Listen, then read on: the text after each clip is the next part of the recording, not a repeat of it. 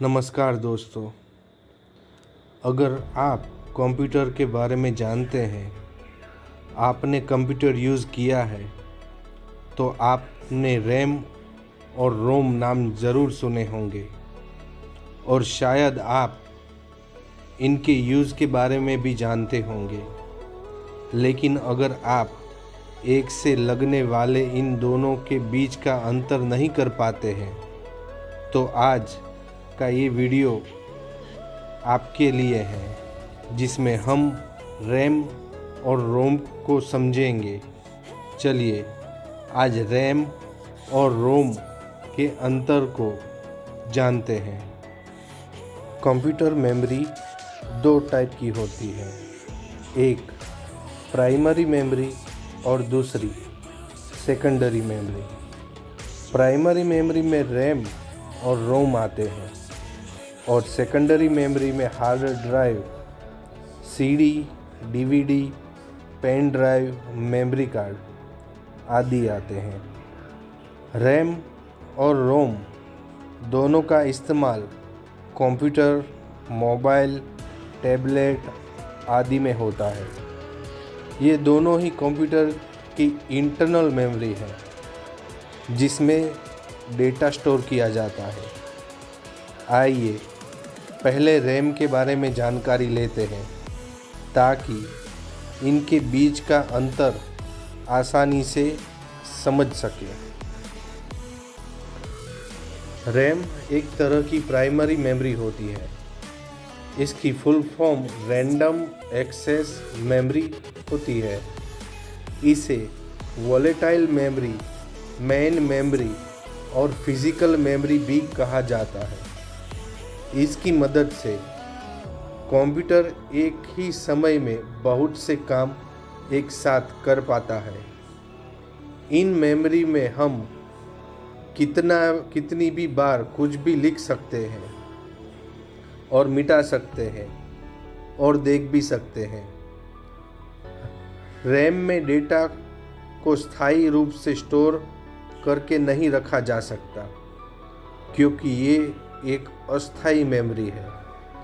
RAM की processing काफ़ी तेज़ होती है और ये मेमोरी डेटा को केवल उतने समय के लिए ही स्टोर रख पाती है जितने समय तक आपका कंप्यूटर स्विच ऑन रहता है। रैम के दो प्रकार होते हैं, एक स्टैटिक रैम, दूसरा डायनेमिक रैम।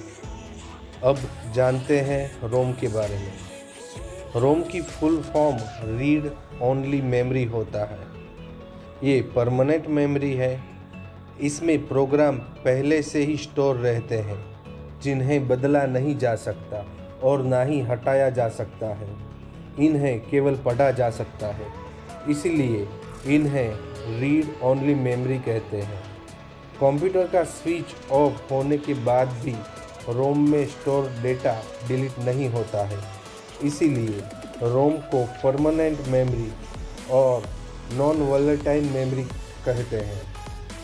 रोम के तीन प्रकार हैं: programmable read only memory, erasable programmable read only memory, electrical erasable programmable read only memory.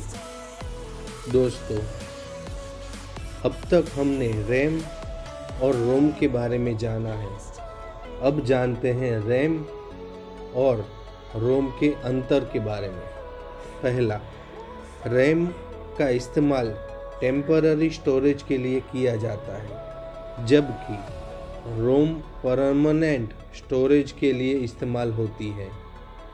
RAM में बिना पावर के डेटा सेव नहीं रहता, जबकि रोम में बिना पावर के भी डेटा सेव रहता है। तीसरी, रैम में डेटा स्टोर होने में ज़्यादा समय नहीं लगता, जबकि रोम में डेटा स्टोर होने में ज़्यादा समय लगता है।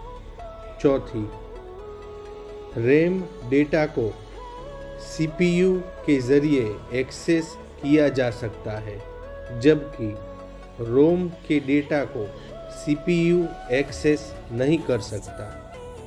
रैम के बिना मदरबोर्ड काम नहीं कर सकता, जबकि रोम का होना मदरबोर्ड के लिए कोई कंपलसरी नहीं है। रैम की प्रोसेसिंग फास्ट होती है, जबकि रोम की प्रोसेसिंग स्लो होती है। रैम एक महंगी मेमोरी होती है, जबकि रोम तुलनात्मक रूप से सस्ती होती है।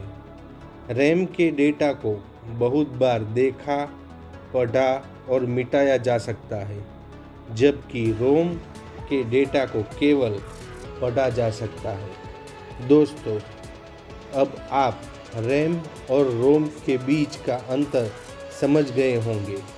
मुझे उम्मीद है कि यह जानकारी आपको पसंद आने के साथ साथ आपके लिए उपयोगी भी साबित होगी। आप सब ने मुझे इतने प्यार से सुना, इसके लिए मैं आपका धन्यवाद करता हूँ।